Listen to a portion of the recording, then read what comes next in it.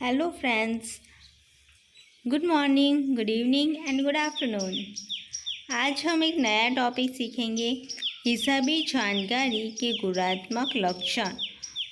Okay, हिसाबी पद्धति में जो हिसाब तैयार किए जाते हैं उनका उपयोग हिसाब तैयार करने वाले अथवा धंधा के मालिक तक सीमित नहीं। जो भी हिसाब हम तैयार करते हैं उसका उपयोग जो हिसाब तैयार करता है वो अकाउंटेंट और जो धंधा का मालिक होता है उनके तक सीमित नहीं रहता है। हिसाबों में प्रस्तुत की गई माहिती का उपयोग विविध पक्षकारों द्वारा किया जाता है। बहुत सारे लोग हमारे हिसाबों की माहिती का उपयोग करते हैं। इन पक्षकारों में लेनदार, सरकार, ऋण देने वाली संस्थाओं आदि का समावेश होता है। हिसाबी पद्धति के पास से यह अपेक्षा रखी जाती है कि जो हिसाब तैयार हुए हैं या प्रस्तुत हुए हैं उनमें गुणात्मक लक्षण होने चाहिए। जो भी हिसाब तैयार किए गए होते हैं या जो भी हिसाब प्रस्तुत किए जाते हैं उनमें क्या होना चाहिए? गुणात्मक लक्षण। इन लक्षणों में क्या क्या है? विश्वास पात्रता होनी चाहिए, सुसंगतता, समझ क्षमता और तुलनात्मकता का समावेश किया जाता है। इन लक्षणों का मापन नहीं हो सकता। इन गुणधर्मों में कारण हिसाबी जानकारी का उपयोग करने वालों का विश्वास संपादित होता है। जो हिसाब अच्छे से रखे होंगे, विश्वास पात्रता होगी, योग्य तुलनात्मक अभ्यास किया होगा, तो हम लोग जो भी उपयोग करते हैं उनको विश्वास रहेगा कि नहीं, इन्होंने हिसाब बराबर से रखा है। इसलिए ये उनके विश्वास का संपादन करने में भी बहुत उपयोगी होता है। जैसे कि हमें बैंक से लोन लेनी है, अगर हम अपनी हिसाब बैंक वालों को दिखाएंगे तो उनमें विश्वास जगेगा कि नहीं, यह इन्होंने हिसाब अच्छे से रखे हैं, तभी वो हमें लोन देंगे। समझ में आ रहा है? वैसे किसी भी प्रकार के भय बिना जानकारी का उपयोग करते हैं, अपने संबंधित निर्णय लेते हैं। ओके, वो किसी भी प्रकार के भय के बिना जानकारी का उपयोग करते हैं, योग्य निर्णय लेते हैं। इन लक्षणों का सापेक्ष में स्पष्टीकरण निम्नानुसार है। ओके, अब हम स्पष्टीकरण देखेंगे। फर्स्ट है विश्वास पात्रता। हिसाबी जानकारी का प्रथम गुणात्मक लक्षण विश्वास पात्रता है। तैयार हुई जानकारी संपूर्ण रूप से वास्तविक चित्र प्रस्तुत करती है। ऐसा विश्वास जानकारी का उपयोग करने वालों को होता है। ओके, जो भी हम हिसाब तैयार करते हैं उनका पहला गुणात्मक लक्षण है वो विश्वास पात्र होनी चाहिए। जानकारी का उपयोग करने वालों का विश्वास बनाए रखने का काम जानकारी तैयार करने वालों का है। अगर मैं अच्छी तरह से हिसाब रखूंगी तो लोगों को भी मुझ पे विश्वास होगा। प्रस्तुत की जाने वाली जानकारी संपूर्ण रूप से भूल रहित होनी चाहिए। जो भी हम हिसाब लिखते हैं उनमें कोई भी प्रकार की भूल होनी चाहिए नहीं। उसमें लेखपाल या अन्य पक्षकारों का कोई निजी अभिप्राय का समावेश नहीं होना चाहिए। हम अपने आप से हिसाब नहीं रख सकते। जो नियम और सिद्धांत होंगे उसी के आधार पे हिसाब रखने पड़ेंगे।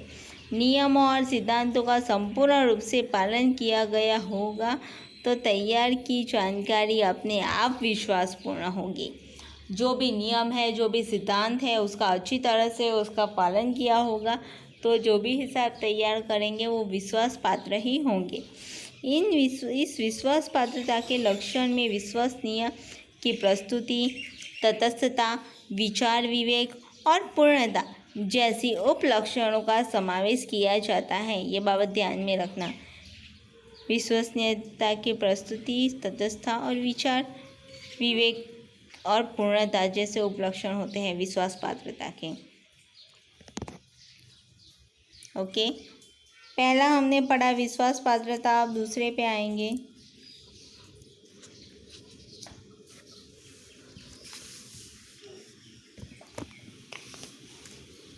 दूसरा है प्रासंगिकता। प्रस्तुत की गई जानकारी उपयोगकर्ताओं की आवश्यकताओं को पूर्ण करे या पूर्ण करने में सक्षम हो। जो भी उपयोग करता है वो उसकी आवश्यकताओं को पूर्ण करने वाली जानकारी होनी चाहिए। उस जानकारी को सुसंगत जानकारी कही जाती है। प्रासंगिकता या सुसंगतता ऐसे लक्षण है जो उपयोगकर्ता को जानकारी आधारित निर्णय लेने में मदद करता है।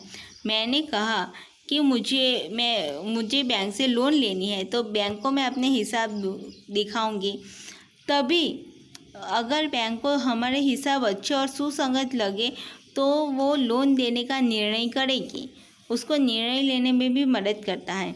लेखपाल द्वारा तैयार की गई जानकारी या प्रस्तुत की गई जानकारी ऐसे प्रकार की होनी चाहिए कि विनियोगकर्ता इस जानकारी के आधार पर निश्चित कर सके कि पहला, उसके भूतकाल के निर्णय ठीक थे या नहीं।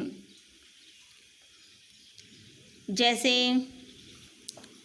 एक उदाहरण से मैं आपको समझाऊं कि बैंक लोन, हम लोग बैंक से लोन लेते हैं तो कई बार कंपनियां डूब जाती है और बैंक का लोन चुका नहीं सकती। तो अगर हिसाब उसने अच्छे से देखे होंगे तो उसके भूतकाल के निर्णय ठीक है या नहीं, वो उसे जानकारी मिलेगी। वर्तमान के निर्णय ठीक है या नहीं और भविष्य के निर्णय ठीक है या नहीं, ये बाबत हमें हिसाबी जानकारी से ही मिलती है। समझ क्षमता, तीसरा है समझ क्षमता।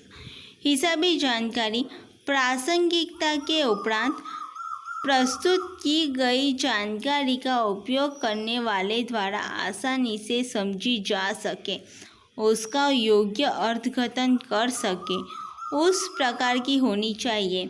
जो भी हिसाबी जानकारी है वो आसानी से समझी जा सके, लोग उसका इजीली अर्थघटन कर सके, ऐसी मीन्स लोग समझ सके, ऐसी होनी चाहिए। समझ क्षमता अर्थात दी गई जानकारी का अर्थ स्पष्ट होना चाहिए, लोगों को समझ में आना चाहिए, स्पष्ट होना चाहिए। जबकि जानकारी का उपयोग करने वाले के पास धंधा की आर्थिक पद्धतियाँ और हिसाबी बाबतों का प्रारंभिक ज्ञान की अपेक्षा रखी जाती है। जो भी इसका उपयोग करता है उन्हें हिसाब की धंधे की थोड़ी बहुत तो जानकारी होती है। हिसाबी पद्धति के अपने पारिभाषिक शब्द हैं, नियम है, सिद्धांत है, जिनके बारे में अमुक जानकारी जो उपयोगकर्ता के पास न हो तो वह प्रस्तुत की गई बाबतों को आसानी से नहीं समझ सकते। ओके, लोगों के पास थोड़ी बहुत हिसाबी पद्धति की जानकारी नहीं हो, वो नहीं समझ सकते।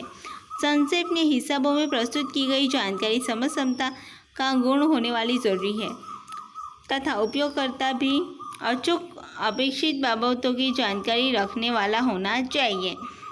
मीन्स इसमें क्या है कि जो भी हम हिसाबी पद्धति की जो माहिती रखते हैं वो उपयोगकर्ता जो है वो आसानी से समझ सके वैसी होनी चाहिए। ज़्यादा उलझी हुई माहिती नहीं होनी चाहिए, समझ सके, इसे सरल होनी चाहिए। तुलनात्मकता, हिसाबी पद्धति का अन्य गुणात्मक लक्षण तुलनात्मकता। तुलनात्मकता मीन्स एक दूसरे से तुलना करना। हिसाबी जानकारी इस ढंग से तैयार और प्रस्तुत होनी चाहिए जिसका उपयोगकर्ता को धंधे की नफाकारकता और आर्थिक संपन्नता संबंधी दो समयावधि की तुलना कर सके। कौन सी? धंधे की नफाकारकता और आर्थिक संपन्नता संबंधित दो समयावधि की तुलना कर सकें। तुलनात्मकता गुणधर्म होने से उपयोगकर्ता द्वारा दो अलग अलग समयावधि के परिणामों की तुलना करके स्वयं के निर्णय लेते हैं। ये दो बाबतों की जो धंधे की नफाकारकता है और आर्थिक संपन्नता संबंधी दो समयावधि है उसकी तुलना करके इजीली निर्णय ले सकते हैं। कंपनी के किस्से के बारे में हुए हिसाबों में गत वर्ष की और चालू वर्ष की हिसाबी बाबतों जैसे कि आवक पत्रक, आर्थिक चिट्ठा, रोकड़ प्रवाह पत्रक दिया जाता है। यह दो समयावधि की अलग अलग हिसाबी बाबतों की तुलना होती है। गए साल का हिसाब कितना है और हाल का हिसाब कितना है, चालू वर्ष का हिसाब कितना है, पिछले साल का और इस साल का, दोनों का देख सके, दोनों की तुलना कर सके, इसलिए तुलनात्मकता होनी चाहिए हिसाबों में। इस उपरांत अंतरपेधी तुलना भी की जा सकती है, जैसे कि रिलायंस कंपनी है और एसआर कंपनी है, दोनों के हिसाबों की भी तुलना कर सके वैसी हिसाबी माहिती होनी चाहिए। ओके, संक्षेप में संपूर्ण सही और उपयोगी हिसाबी जानकारी को उनके गुणात्मक लक्षणों को शामिल करके निम्नानुसार प्रस्तुत कर सकते हैं। संपूर्ण सही और उपयोगी हिसाबी जानकारी वह होती है जिसमें = विश्वास पात्रता प्लस प्रासंगिकता प्लस समझ क्षमता प्लस तुलना, इन चारों का जो मेल प्लस करके हमें क्या मिलता है, संपूर्ण सही और उपयोगी हिसाबी जानकारी। तो ये था फ्रेंड्स हमारी हिसाबी जानकारी में क्या क्या होना चाहिए। पहले तो हमें जो हिसाबी माहिती जो मिलती है वो पहला है विश्वास पात्र होनी चाहिए, दूसरा है प्रासंगिकता होनी चाहिए, तीसरा है उसमें समझ क्षमता होनी चाहिए और चौथा है जो हमारी तुलनात्मक कर सकते हैं वैसी होनी चाहिए। इसी तरह हमें संपूर्ण सही और उपयोगी हिसाबी जानकारी मिलती है चारों का मेल मिलाकर। Okay, thank you so much. अगर कोई भी प्रॉब्लम हो तो मुझे पूछ सकते हो। बाय।